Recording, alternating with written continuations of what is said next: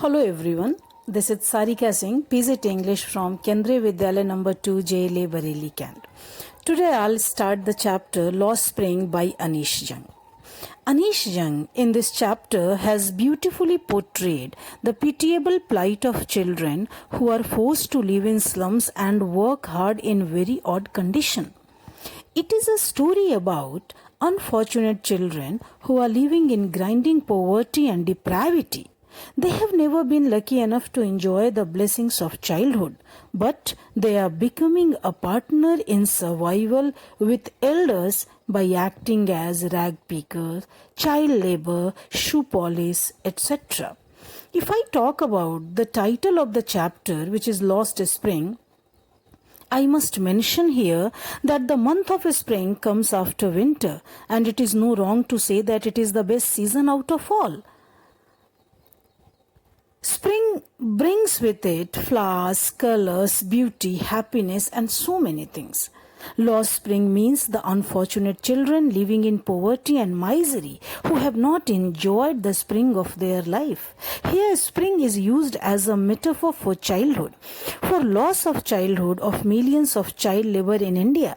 As we know, spring is a symbol of joy, happiness, beauty, and hope. However, the children in this chapter do not have any spring in their life.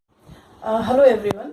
Let's begin the second chapter from our book, and the title of the chapter is Lost Spring. Lost Spring refers to or talks about the children, the unfortunate, the unlucky, the ill-fated children who are deprived of the basic necessities of life and living a life of exploitation. They are not the children who attend the school, they are not the children who go to malls, they are not the children who go for picnics or go outdoor locations. They are the children who get up early in the morning and start working along with their parents so that they can have some food in the bellies in the night. They are indeed very, very unfortunate and unlucky one. If I talk about the chapter Lost Spring, this chapter is in two parts. First part talk about rag picking, where we have one character, Sahabe Alam, along with many rag pickers, but we will be talking about Sahabe Alam. Sahabe Alam's family has migrated from Bangladesh because their homes have swept away in storms, and his grandparents have migrated from there. Now they are settled in India because they haven't got any other work to do. So the entire family, these three generations, have been working as rag pickers. Sahabe Alam has never seen the face of a school. That's why one day when the author asked him that would he love to go to the school if the author built one, he was very, very happy and happily said yes. Sahabe Alam's, the meaning of his name is Lord of the Universe, which is an irony, which is just contrary to what he was actually in his life. In real life, he was a rag picker, roaming the streets from one place to another place, not knowing whether he'll get something useful for that day or not. But the meaning said something else. There is one beautiful incident where this author, when he met these rag pickers one day, asked them why don't they wear chappals, and three rag pickers, they gave different reason. One of them said that my mother did not give them, another was wearing footwear but then they were mismatched, and the third one said that even if mother gives it to us, we will not wear it. When the author was talking about the rag picker's habit of staying barefoot, he commented he had given his own conclusion that poverty certainly plays a role. They are not very rich to buy everything in the life, but then it is not always poverty. Most of the time it is tradition. It has become a habit to stay barefoot. They have adopted it in their life. That's why they prefer to stay barefoot. Even if they get a pair of slippers, they do not like wearing it.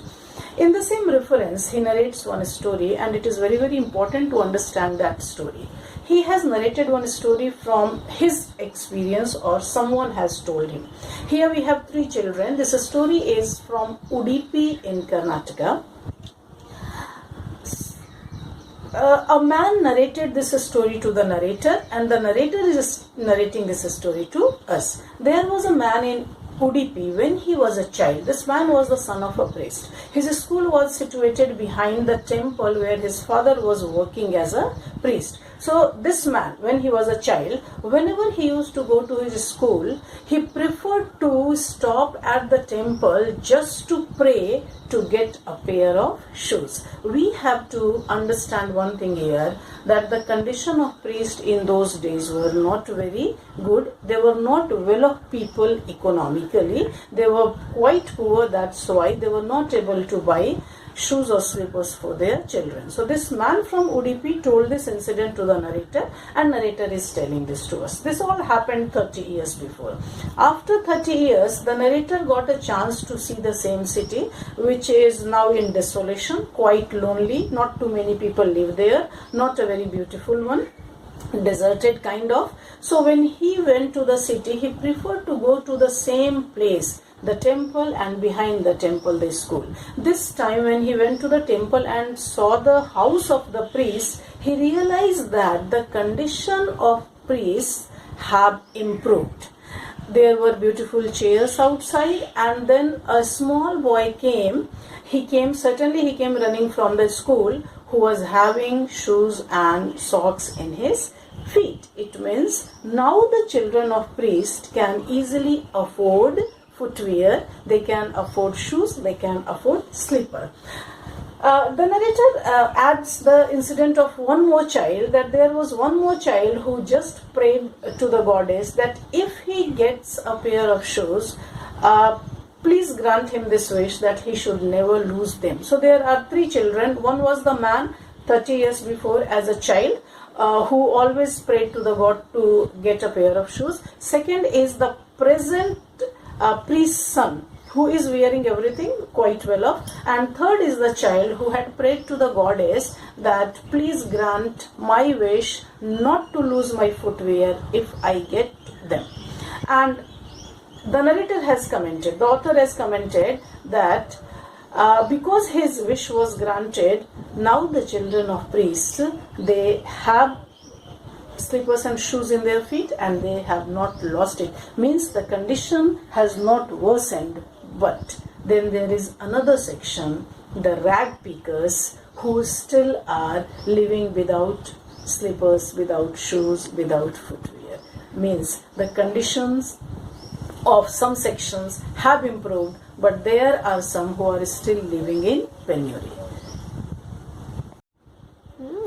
What we have seen in the story from Udupi, that 30 years before, the children of priests were crazy to have a pair of shoes, but they were not fortunate. But now the condition has improved, and the family members, the children of priests, can have it.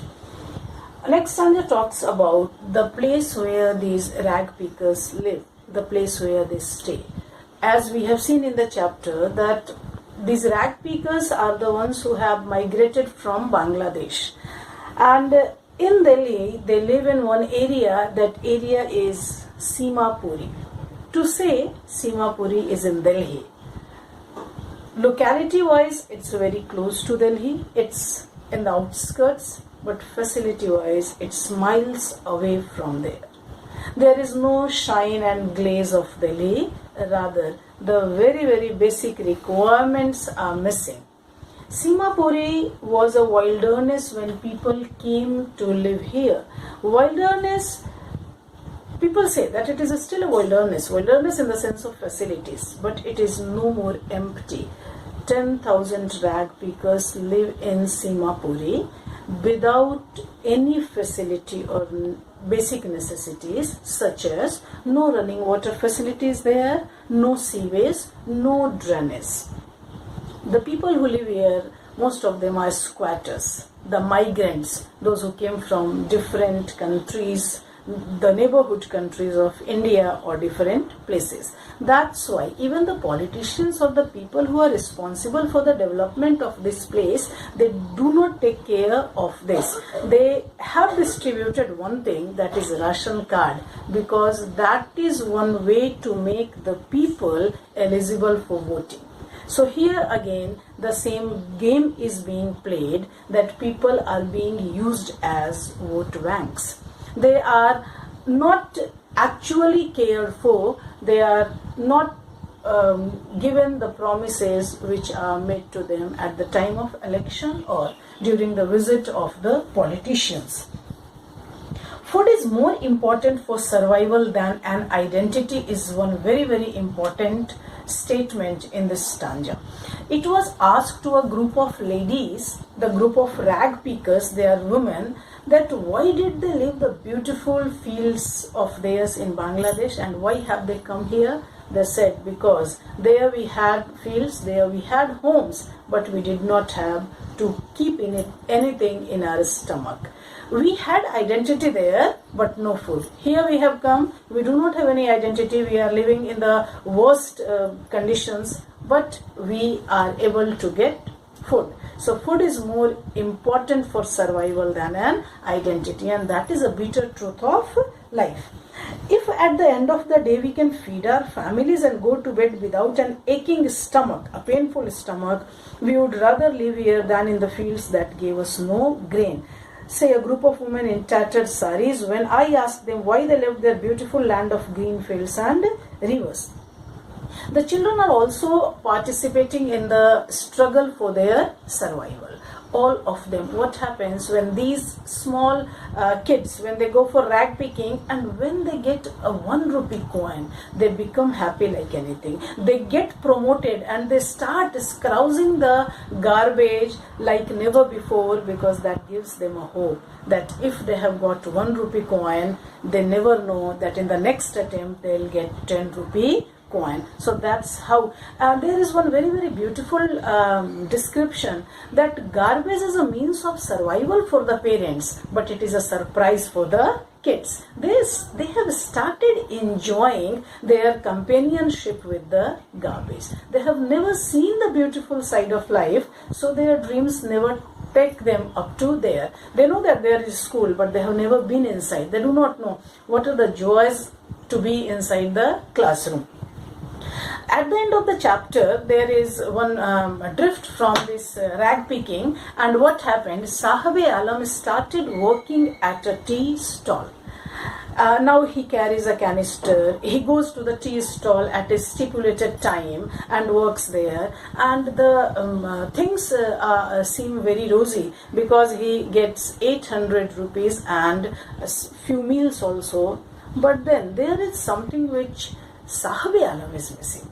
Sahabe Alam is missing his freedom because he has to stick to the time to go to the tea shop and to come back from there. Now there is a heavy canister. Earlier there was a garbage bag. When it was asked to him that which work did he enjoy, or is he enjoying as a child working at a tea stall, he was very, very clear that I don't, because I have lost my freedom, and my freedom was more important than all these things. But it doesn't mean that we should keep the children employed as a rag picker. Sahabe Alam doesn't know what actually he is missing in his life, neither as a rag picker nor as a boy working at tea stall. We must take them to the mainstream. We must take them to the classrooms, to the schools, to show them what is the necessity to have a good future tomorrow. So in totality, the first part of the chapter talks about rag picking, where we have many rag pickers. The important one of them is Sahabe Alam. The meaning of his name is Lord of the Universe, just opposite to his work. These rag pickers are in the habit of walking barefoot because they enjoy that. That has become their lifestyle. It has become their habit. It is a tradition. It is not always lack of money, certainly. Many a times it is because of the dearth of money, but many a times because they do enjoy it. And in the same reference, the narrator has told us a story from Udupi, where earlier the children of priests were not able to afford footwear, but now they can. And then we have seen the pathetic condition of Seema Puri, where these rag pickers live in tents without the basic amenities of life such as running water, sewage and drainage. So we have to understand what they were actually missing in Dhaka, Bangladesh, because they all lived there green fields, and they came here. And then this garbage dump is not only a means of survival, but it is also a bundle of surprise for the children. Sahabe Alam once is attracted to see the tennis shoes of some rich kids playing in the garden, and then he also got one from someone, and he was quite happy to wear them. And at the end, what we have seen, Sahabe Alam working at a tea stall.